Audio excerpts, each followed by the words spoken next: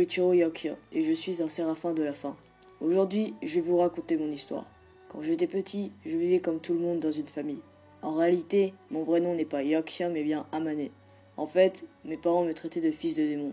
Ma mère et mon père ont plusieurs fois essayé de me tuer, mais finalement, ils sont morts en voulant brûler la maison pour me tuer. Mais je fus sauvé par un certain Saito, qui m'emmena à l'orphelinat Yakuya. C'est là où j'ai rencontré ma nouvelle famille. Enfin, au départ, je ne pouvais vraiment pas les supporter. Surtout ce Michaela. Il disait toujours qu'on était une famille, alors que moi, je disais le contraire. Sauf qu'un jour, toute l'humanité a été anéantie. Enfin, toutes les personnes de plus de 13 ans mouraient. À ce moment-là, Mika et moi avions 8 ans, et nous étions les plus âgés de l'orphelinat. Nous furent, comme la plupart des enfants, récoltés par des vampires qui nous amenèrent dans leur ville souterraine, sans guidem. Nous avons vécu là-bas pendant 4 ans, c'est-à-dire 4 ans aux ordres des vampires à nous faire sucer le sang. Un jour, Mika eut un plan, celui de s'échapper de cette ville. Il avait avec lui le plan de la ville et un pistolet qu'il avait volé à Felido Bartoli. C'est un noble chez les vampires que je détestais. Enfin, je détestais tous les vampires. Mika me confia alors le pistolet pour protéger les autres. Avec ce plan, on était sûr d'enfin pouvoir partir d'ici, moi et les enfants de notre orphelinat. Malheureusement, un vampire nous attendait à la sortie de la ville. Et ce vampire, devinez quoi? C'était Felido Bartoli. Et devant mes yeux, il se mit à tuer mes camarades un à un. Soudain, Mika me prit le pistolet et chargea vers Felid. Sauf que Felid était beaucoup plus fort que nous. Alors, en 2 coups, il trancha le bras de Mika et trancha son ventre. Alors Mika me dit en hurlant de m'enfuir. Cependant, je repris le pistolet et tira dans la tête de Felid. Après ça, je voulais porter Mika et tenter de m'enfuir avec lui, sauf que il était trop lourd et blessé et il tomba à terre. Il se mit alors à me repousser et me demanda à nouveau de m'enfuir. À cet instant, je ne voulais pas l'abandonner. C'était pour la première fois que je le traitais comme un frère. Mais je ne sais pas pourquoi, mais mon corps se mit à fuir. Et c'est ainsi que j'avais enfin quitté cette ville, mais aussi abandonné ma famille. Après être sorti de cet endroit, je me suis retrouvé dehors, et j'y ai rencontré 3 personnes, dont une qui me parla. Cette personne, c'était Glenn. Il me raconta un truc bizarre avec une prophétie, mais surtout que si je voulais exterminer tous les vampires, il fallait que je le rejoigne, et c'est ce que je fis, car depuis la mort de ma famille, je m'étais juré d'exterminer tous les vampires. 4 années passèrent. Pendant ces 4 années, j'ai continué à m'entraîner pour accomplir ma vengeance envers les vampires. Pourtant, Glenn m'a envoyé dans un lycée juste parce que j'avais tué un cavalier de l'Apocalypse et que je n'en avais pas l'autorisation. C'est là où j'ai fait la rencontre de Shinoa et Yoichi. C'est aussi là que j'ai combattu mon premier vampire et démon. Il faut avouer qu'ils étaient assez forts, et j'ai battu les démons sans problème. Mais pour le vampire, ce crétin de Glenn est intervenu et l'a battu à ma place. J'ai aussi rencontré Kimizuki. Au départ, je ne pouvais pas le voir. Pourtant, lors d'un examen, j'ai été obligé de me mettre avec lui, parce que Shinoa et Yoichi m'avaient laissé tomber. Mais bon, j'ai pu en apprendre plus sur lui, et j'ai appris qu'il avait une petite sœur qui était malade. Enfin, après cet examen, Glenn a voulu tester toute notre classe en libérant un peu la puissance de son démon. Le but était de rester debout et de résister à la puissance de son démon. Vous vous en doutez, j'ai réussi sans problème. Mais je n'étais pas le seul. Yoichi, Shinoa et Kimizuki avaient eux aussi réussi à rester debout. Glenn nous félicita et nous amena à un endroit où nous pourrions avoir une arme démoniaque. Mais pas n'importe laquelle, une arme démoniaque de la série noire. Shinoa avait déjà une arme démoniaque, mais Yoichi, Kimizuki et moi-même n'en avions toujours pas. À cet endroit, il y avait 3 armes. Un arc, une sorte de double sabre, et enfin un sabre normal. Glenn nous expliqua les règles pour pouvoir pactiser avec les démons et nous laissa nous diriger vers l'arme que nous venions. Moi, je me dirigeais vers le sabre, pendant que Yoichi se dirigeait vers l'arc et Kimizuki vers le double sabre. Je me mis donc dans le cercle et tira le sabre qui était attaché à une corde pour pouvoir pactiser avec le démon. C'est ainsi que commença la cérémonie pour pactiser avec le démon. Et au bout de plusieurs minutes, j'avais réussi à pactiser avec Ash Lamalu. C'est ainsi que se nommait mon démon. Mais avant de me réveiller, Ash Lamalu m'informa que 1/10 de moi n'était pas humain. Me réveillant, je découvris que Kimizuki avait déjà réussi, mais Yoichi se fit posséder par le démon. Je ne pouvais pas l'abandonner, alors je me mis à essayer de le raisonner pour faire en sorte que le démon dépossède Yoichi. Et c'est ce qu'il fit. Tout rentra alors dans l'ordre. Le jour après, Glenn nous présenta une nouvelle coéquipière. Elle se nommait Mitsuba Sangu. Avec elle, on devait aller à Harajuku et y libérer des humains. En arrivant à Harajuku, on entendit un cri de jeune fille. Je me mis à courir vers la fille sans respecter les instructions de Shinoa. La jeune fille était poursuivie par un cavalier de l'Apocalypse. Je ne pouvais pas la laisser mourir. Je me mis donc à la défendre et Shinoa et les autres me rejoignirent pour pouvoir abattre le cavalier de l'Apocalypse. Sauf que c'était un piège des vampires. Shinoa nous l'avait dit, mais pourtant je ne pouvais pas abandonner la fille. Les vampires se mirent tous à m'attaquer, mais avec l'aide de Hashiramaru, je réussis à les effrayer et ils s'enfuirent. De retour dans une base, Mitsuba me gifla, me réprimandant pour mon comportement imprudent et pour avoir mis l'équipe en danger. Je lui dis qu'elle avait raison, mais que je ne le regrettais pas. Elle me répondit qu'elle détestait les gens comme moi, car c'était ce type de personne qui menait des escouades entières à l'anéantissement d'après elle. Après cet incident, l'enfant me remercia pour l'avoir sauvé. Quelques minutes plus tard, Kimizuki demanda à l'enfant des informations. Elle nous répondit que des vampires de la station Omotesando élevaient du bétail humain. Le lendemain, on se dirigea vers la station pour pouvoir libérer les humains, qui étaient prisonniers. Chinois me demanda d'avoir un meilleur comportement que la veille et j'accepta. Au bout de plusieurs minutes, on réussit à exterminer tous les vampires et à libérer les humains. On les amena à la base pour que d'autres soldats puissent s'occuper d'eux. Après un long moment, on reprit la route avec Kimizuki au volant d'une voiture qu'il avait trouvée. Soudain, un vampire apparut devant nous. On sauta en dehors de la voiture puis on se mit en position de combat.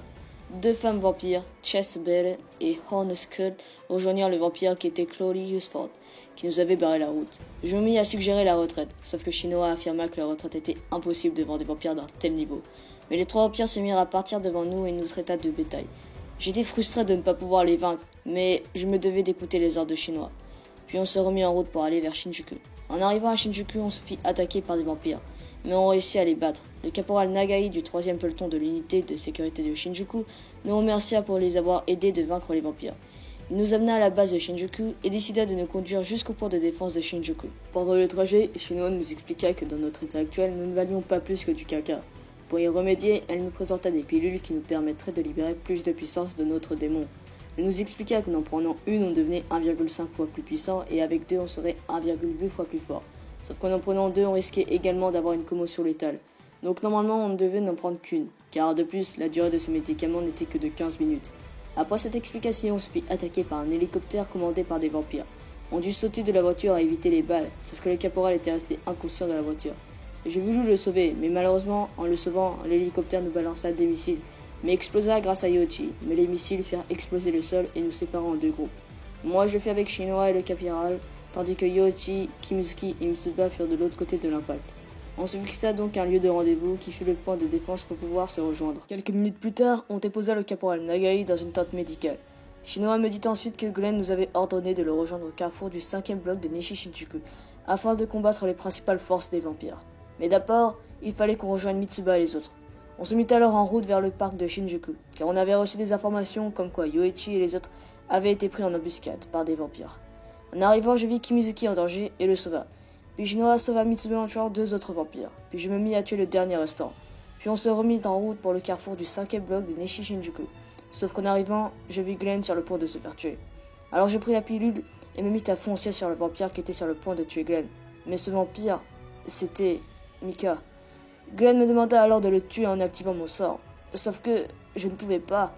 Mika réussit donc à s'échapper et rejoignit Felido Bartoli. Glenn se mit alors en colère et me frappa. Pendant ce temps, trois autres vampires se mirent à rejoindre Felido Bartoli. Et ces trois vampires étaient ceux que nous avions croisés dans notre route. En voyant ça, Glenn suggéra de battre en retraite. On se mit alors à fuir, sauf que Felid se mit à nous pourchasser et s'arrêta devant moi. En me souvenant ce qu'il avait fait dans le passé, je me mis à l'attaquer par haine envers lui. Glenn se mit alors à m'aider pour abattre Felid. Sauf que même à deux, on ne réussit pas à le vaincre, à cause des blessures que Glenn avait subies auparavant et de mon obsession de vengeance. En voulant aider Glenn, Felid me stoppa et posa sa main sur moi, comme s'il voulait me goûter. Sauf que d'un seul coup, son bras vola dans les airs. C'était Mika, il lui avait tranché son membre. Alors que j'étais encore choqué, Mika me prit dans ses bras et commença à fuir la bataille. Sauf que Yoichi, Shinoa et les autres étaient eux restés sur le champ de bataille et combattaient les vampires. Je décidai alors de m'enlever des bras de Mika pour pouvoir venir en aide aux autres. Mais avant tout, je voulais savoir pourquoi Mika était aux côtés de Felid. Pourquoi était-il avec les vampires? En me souvenant de ce qu'il s'était passé, j'en avais déduit que c'était de ma faute s'il était devenu un vampire. C'était parce que j'avais fui. Mais soudain, j'entendis Shinoa crier et je la vis se faire mordre par Chloe Husford. Je voulus la rejoindre pour l'aider, sauf que Mika m'en empêcha en me disant que les humains se servaient de moi et qu'en réalité je ne comptais pas pour eux. Mais je ne le crus pas. Alors je mis Mika à terre pour pouvoir aider et sauver mes amis. Sauf que tous étaient à terre en train de se faire sucer le sang par des vampires. À ce moment-là, je me mis à hurler et mon œil gauche devint sombre et commença à saigner. Les ailes se mirent à me pousser du côté gauche de mon dos. En me transformant, je demanda à Ashulamalu si c'était lui qui essayait de prendre possession de moi. Mais il me répondit que c'était ma partie non humaine qui commençait à agir. De retour sur le champ de bataille, je me mis à combattre Chloe. Au bout de quelques secondes, je le mis hors de portée. Après l'avoir combattu, je me mis à approcher Shinoa, en disant que tous les pêcheurs devaient être détruits. Puis, j'ai voulu la tuer, sauf que Mika s'interposa en me disant que tuer des humains était mal. Sauf qu'à ce moment-là, je n'étais pas moi-même, et je me mis à transpercer de plus en plus Mika. Puis soudain, Chinois s'approcha de moi et s'attacha à moi en me suppliant d'arrêter. C'est ainsi que se sont déroulées nos retrouvailles avec Mika. Après cet incident, je me suis réveillé dans une chambre d'hôpital en ne me souvenant de plus rien. 2 jours se sont passés. Glenn nous avait donné des jours de repos. J'en avais profité pour savoir si je pouvais rendre Mika humain à nouveau, à l'aide des livres dans la bibliothèque. Je ne comprenais pas grand-chose et laissa donc tomber la lecture. C'est à ce moment-là que Shinoa vint me rejoindre et m'expliqua que les vampires ne transformaient que très rarement les humains en leur race. Mais elle ne savait pas si c'était possible de rendre à un vampire une forme humaine. Après cette petite discussion, une voix à l'interphone m'appela et disait que je devais la rejoindre au premier bureau. Avant de m'y rendre, Shinoa m'avertissa que c'était sûrement la famille Hiragi et qu'ils étaient très dangereux. C'est là que je m'aperçus que Shinoa en faisait partie. En arrivant dans le bureau, la porte se referma et un vampire sortit de nulle part. Je le tua immédiatement, comme si c'était un réflexe. Soudain, la pièce s'alluma et je vis Kureto Hiragi, Shinya et Aoi, la sœur de Mitsuba. Pour commencer, Kureto voulut tester mon escrime et mon obéissance, en me demandant de ne pas activer ma malédiction en l'attaquant, sauf qu'il l'activa la sienne sans me prévenir. Il commenta mon obéissance tout en me disant que ne regarder que devant moi ne fonctionnerait pas sur un champ de bataille. Je voulus donc l'attaquer par derrière, sauf que sa coéquipière me bloqua. Il me fit ensuite combattre Shinya, mais j'ai perdu également. Après ça, on m'emmena dans une autre pièce où se trouvaient Yoichi et Kimizuki qui étaient attachés à une chaise. Kureto me dit alors qu'il avait fait cela juste pour vérifier si je n'étais pas un espion, et que pour le prouver, il fallait que je ne dise que la vérité face aux questions qu'il allait me poser. Sauf que le problème, c'est qu'il me posa des questions dont je ne connaissais pas la réponse. Il décida alors de torturer mes amis. Il me demanda pourquoi Glenn m'avait sauvé quand j'avais fui Sanguinen, mais je ne le savais pas, je ne connaissais pas la réponse. Finalement, il me dit que j'étais une expérience de la secte Hyakuya et que Glenn m'avait sauvé juste pour pouvoir m'utiliser. Après cette révélation, il me demanda de travailler avec lui. Mais je lui demanda d'abord de libérer mes amis. Il accepta et quitta la pièce. En sortant de la pièce, je vis Shinoa et Mitsuba m'attendant dehors. Je leur demanda d'aider Kimizuki et Yoichi tandis que j'allais voir Glenn pour lui demander la vérité. Et il me dit la même chose que Kureto, qu'il m'avait sauvé juste pour pouvoir m'utiliser.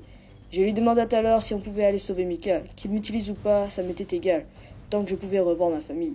Il accepta mais me dit qu'il allait d'abord m'apprendre à utiliser mon équipement maudit. Quand la nuit tomba, on décida d'améliorer nos équipements maudits. Pour ce fait, il fallait qu'on se coupe et qu'on demande à notre démon de boire notre sang, un peu à la façon des vampires. Je me mis à commencer pour améliorer mon équipement en demandant à Ashlamalu de boire mon sang. Je m'évanouis sur le coup, comme la fois où j'avais pactisé pour la première fois avec Ashlamalu. Au bout de quelques minutes, je me réveilla et m'aperçus que j'avais réussi à augmenter la puissance de mon équipement maudit. Ce fut donc au tour de Kimizuki, car Yoichi avait déjà réussi à le faire seul. Au bout de plusieurs minutes, Kimizuki réussit à son tour. Et pour me le prouver, il m'attaqua avec sa nouvelle technique. J'en fis de même. Mais j'hésitais à m'approcher de lui, car sa technique avait l'air très puissante et très dangereuse. Le lendemain, Shinoa et Mitsuba voulurent nous préparer un petit déjeuner. En me levant, j'aperçus que j'avais 2 énormes épis. Mais j'avais beau essayer de les aplatir, ils restèrent là. Soudain, on entendit un cri provenant de la cuisine. C'était Shinoa et Mitsuba qui avaient fait brûler l'omelette. Kimizuki prit donc leur place et cuisina le petit déjeuner à leur place. Et il faut avouer qu'il était plutôt un bon cuisinier. Pendant qu'on prit le petit déjeuner, Shinoa prit un ton sérieux et dit qu'elle voulait parler de 2 choses importantes. La première était le fait que j'étais sûrement l'objet d'expérimentation humaine, et la seconde était de savoir si on allait continuer d'être sous les ordres de Glenn. Je savais que tôt ou tard on allait parler de ça. Pour moi, la réponse était évidente. Je n'allais pas abandonner Glenn, car c'était grâce à lui que j'étais encore vivant. Certes, il me manipulait, mais Glenn avait dit qu'on était une famille. Et la définition d'une famille n'est-elle pas celle de protéger ses camarades à tout prix? En m'écoutant, Kimizuki se leva et dit qu'il était du même avis que moi. Puis Yoichi, Mitsuba et Shinoa acquiescèrent. Shinoa prit comme décision de rester sous les ordres de Glenn, même si nous pouvions être considérés comme des traîtres s'il s'avérait que Glenn nous utilisait. Le lendemain, on avait reçu l'ordre de se diriger vers Ebina. Kimizuki nous y emmenait en voiture, sauf qu'en cours de route, on rencontra des cavaliers de l'Apocalypse. En voulant m'en débarrasser, j'avais prévu de réatterrir dans la voiture. Sauf que Kimizuki fit un virage exprès pour m'éviter. À cause de cela, nous furent en retard pour la réunion et tout le monde nous remarqua. Quand Glenn nous interrogea pour nous demander pourquoi nous étions en retard, je répondis que c'était de ma faute. Glenn me répondit alors de retourner à mon rang et que je serais puni plus tard. Après la réunion, Shigure vint me voir et me demanda de la suivre. Je lui dis alors que c'était ma punition. En réalité, la punition n'était pas pour moi, mais pour Shinoa. Pour ce fait, il voulut qu'on combatte face à lui et à ses camarades. À la fin du combat, on fit tous à terre, et Glenn reprocha à Shinoa de ne pas avoir pu le battre, même avec 3 détenteurs de démons noirs. Puis Narumi reprocha à Glenn de nous avoir contactés pour pouvoir prendre place à l'assaut face aux nobles que nous devions battre le lendemain. Soudain, Glenn eut une idée, celle de nous associer à l'équipe de Narumi. Celui-ci accepta à condition qu'on respecte les règles. Notre mission était donc d'aller à Nagoya et de se préparer pour l'embuscade contre le 15e progéniteur, Luca Wesker, ainsi que son protecteur. Narumi décida de se rassembler une dernière fois pour revoir la stratégie. Ça y est, le combat commença. Yoichi et Shinya devaient commencer à tirer sur les cibles, grâce à leurs armes de distance. Ils réussirent à couper le bras de Luke Wesker et on se mit alors tous en position de combat comme nous l'avions vu auparavant. Le combat était rude, mais c'est au bout de plusieurs minutes qu'on réussit à battre notre cible, et tout ça grâce au travail d'équipe. Glenn nous avait dit que dès qu'on aurait terminé notre mission, on devait retourner au point de rendez-vous qu'on avait décidé avec les autres équipes. On s'y mit en route et arriva à l'avance.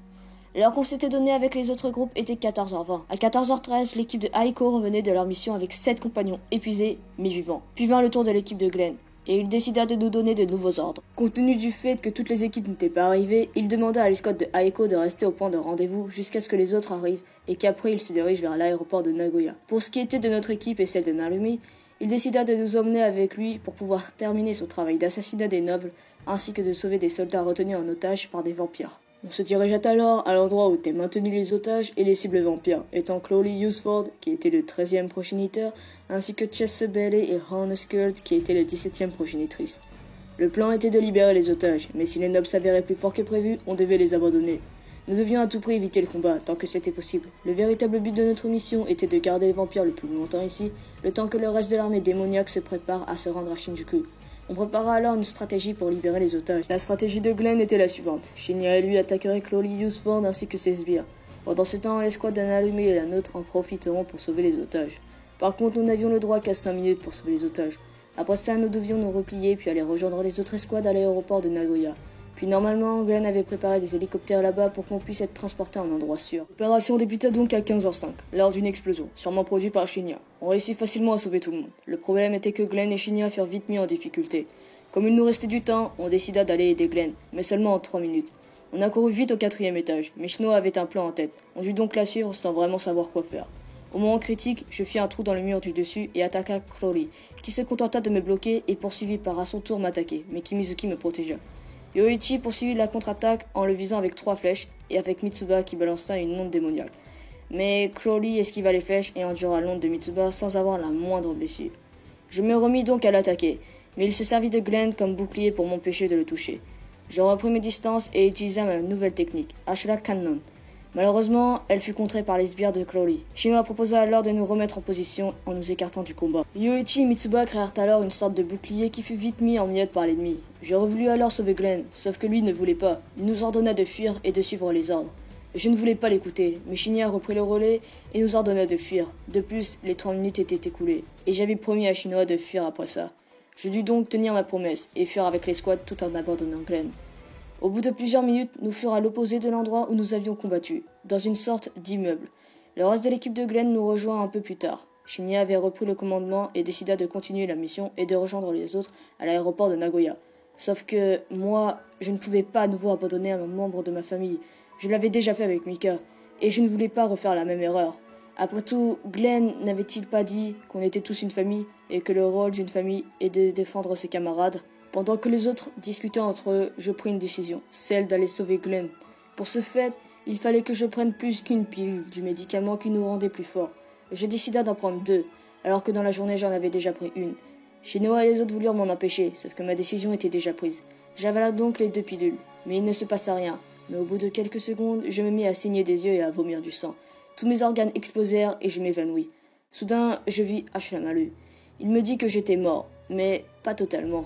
Je ne compris pas bien au départ. Il m'expliqua que mon cœur avait cessé de battre, mais que les anges voulaient que je survive. Soudain, un instrument tomba du ciel. C'était un clairon. Et je voulus le toucher, mais Ashlamalu me l'interdisait. Après ça, mon cœur se remit à battre. Ashlamalu commença à réparer tous mes organes, mais moi, ce que je voulais, c'était de la puissance. Ashlamalu me transperça alors la poitrine et me dit qu'il était déjà en train de me donner de la puissance. De plus, les médicaments que j'avais pris plus tôt commencèrent déjà à agir sur moi. Ashlamalu me prévint que je n'avais que le droit à 3 minutes de sa puissance sans devenir un démon. Le délai dépassé, je commencerai directement à me transformer en un démon. J'ouvris brusquement les yeux et vis tout le monde à mes côtés, sauf que je n'avais pas le temps. Je fonça directement à l'endroit où s'est situé Glenn et y arriva en quelques secondes seulement. Soudain, je vis Glenn se faire soumettre par les vampires et je me mis à attaquer de front Chess Bailey. Mais malheureusement, Crowley bloqua mon attaque. Glenn m'engueula d'être venu à ce secours, mais je ne l'écouta point et fis tout mon possible pour battre ces vampires. Pourtant, même avec la force de Ashlamalu et les 3 doses de médicaments, je n'étais toujours pas à la hauteur. Je me mis donc à demander de plus en plus de puissance à Ashlamalu. Sauf qu'au bout d'un moment, une corde poussa sur ma tête et mes yeux changèrent de couleur. Je n'étais pas totalement un démon, mais à moitié. Je me remis donc à foncer sur Crowley, sauf que j'entendis un son qui m'était familier. C'était Kimizuki qui utilisait sa technique sur moi. Il me fonça dessus et me balança dans la boîte de sa technique, Kisekyo. À ce moment-là, je m'évanouis et me réveilla dans une sorte de magasin. Soudain, j'entendis une personne suffoquer. Je m'approcha et reconnus Mika. Il me sauta dessus, criant qu'il voulait boire du sang. Comme c'était de ma faute qu'il était devenu un vampire, je le laissa s'approcher de moi, pour qu'il puisse en boire. Mais il recula d'un coup et semblait souffrir atrocement. Le problème, c'est qu'il voulait me dire quelque chose, mais ne pas boire de mon sang. Je lui répondis alors que tant qu'il ne boira pas de mon sang, je ne l'écouterai pas. Il dut donc, par obligation, accepter ma proposition et se jeta à mon cou pour boire mon sang.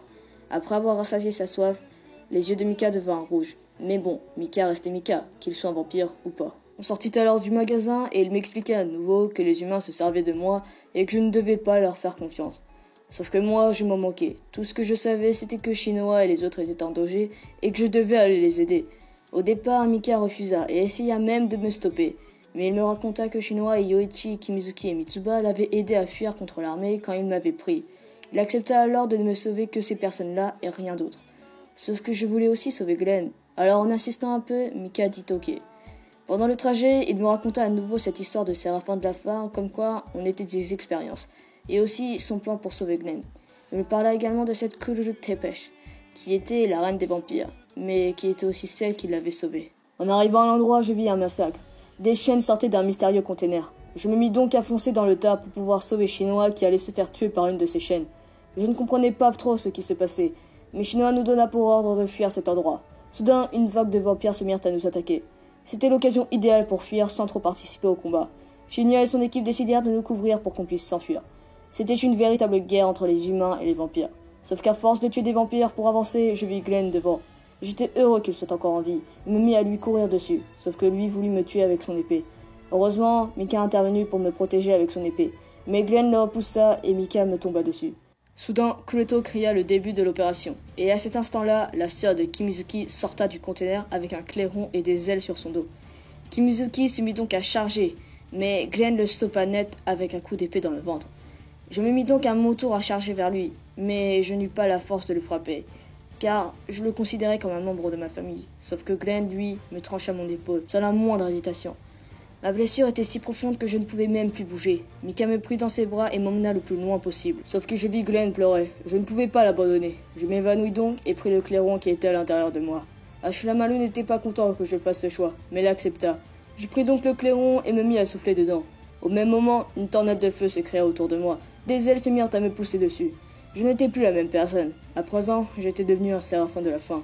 J'ai réussi à détruire tout ce qui contrôlait Mirai facilement, à l'aide de mes colonnes de sel. Mais je ne voulus pas m'arrêter à là, que le Toshiragi se mit alors à m'attaquer, mais je le repoussa sans la moindre difficulté. Pour moi, la seule manière de redevenir humain était de laisser Ashlamalu me posséder. Et c'est ce qu'il fit. Mais pour la suite, je ne me rappelle pas de ce qui s'était passé. Je m'étais sûrement évanoui une nouvelle fois.